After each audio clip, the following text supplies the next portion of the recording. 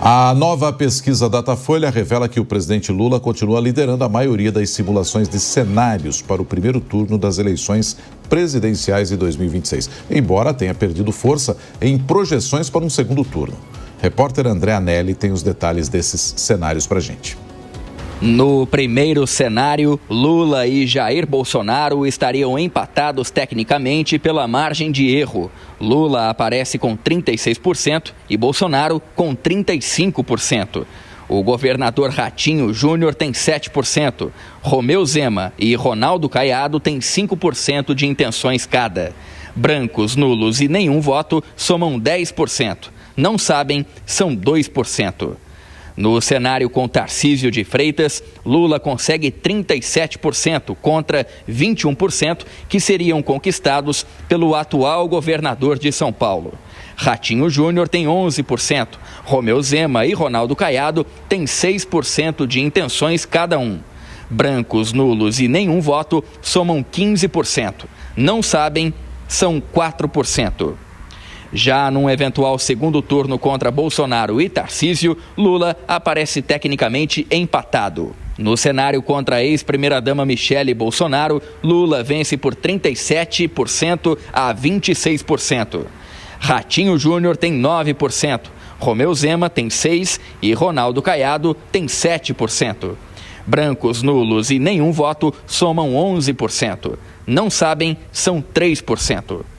Caso a disputa fosse contra o senador Flávio Bolsonaro, Lula tem 38% e Flávio tem 20%.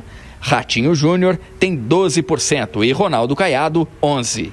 Brancos, nulos e nenhum voto somam 16%. Não sabem, são 3%.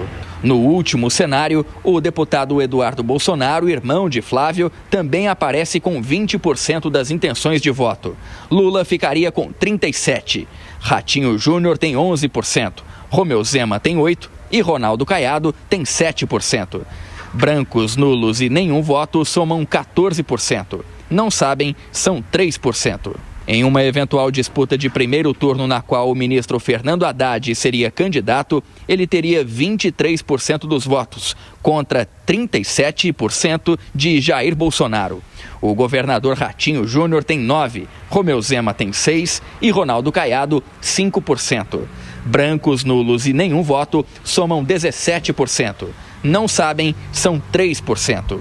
Foram ouvidas 2.004 pessoas com mais de 16 anos em 136 cidades do país nos dias 10 e 11 de junho. A margem de erro do levantamento é de 2 pontos percentuais para mais ou para menos. O Datafolha mostra ainda que 66% dos entrevistados acham que Lula será candidato à reeleição, mas 57% são contra a reeleição. Já 67% entendem que o ex-presidente Jair Bolsonaro, atualmente inelegível por decisão do TSE, deveria abrir mão de tentar disputar o Planalto no ano que vem. De Brasília, André Anelli. Assunto aqui para os nossos comentaristas, José Maria Trindade e Acácio Miranda, nesta manhã de domingo. Vou começar com você, Zé Maria.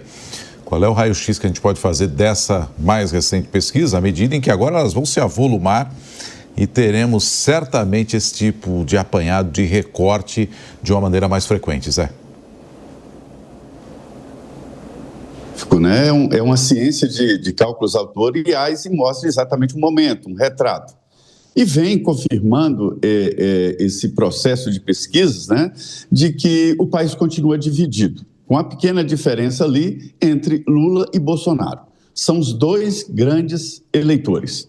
O presidente Lula, houve um momento realmente de dúvida se ele se candidataria ou não. O quadro hoje é de que o PT e a esquerda precisam desesperadamente do presidente Lula, ou seja, ele deve mesmo ser candidato à reeleição, porque sem ele a esquerda ficaria sem absolutamente referência. Veja que é Lula contra 6 outros candidatos e os outros candidatos todos de direita. Agora, fica muito claro de que o grande oponente de Lula é o ex-presidente Jair Bolsonaro.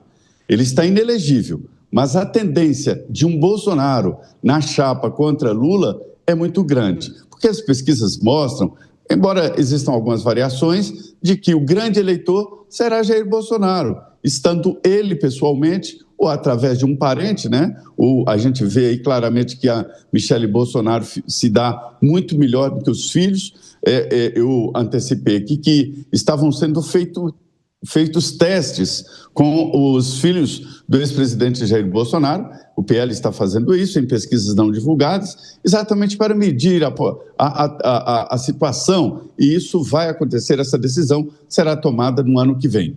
Mas veja bem, além desses dois grandes eleitores, Lula e Bolsonaro, existe a surpresa Ratinho, porque o Ronaldo Caiado, governador de Goiás, ele vem fazendo um trabalho muito intenso, rodando o país inteiro, fazendo participação em vários pontos, em vários congressos, inclusive em entrevistas, e perde para o Ratinho, para se ter uma ideia. Então, é a surpresa do momento aí nesta ala da direita. Ou seja, o país continua dividido e os dois grandes eleitores, Lula e Bolsonaro.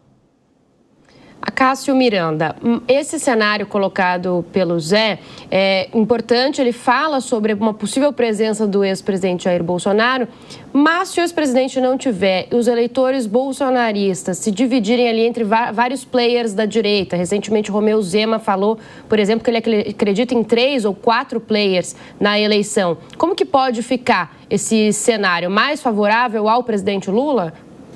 Bia, nós vimos nos últimos tempos 3 movimentos importantes. Um primeiro movimento capitaneado pelo ex-presidente Michel Temer, no sentido de unir a direita e a centro-direita.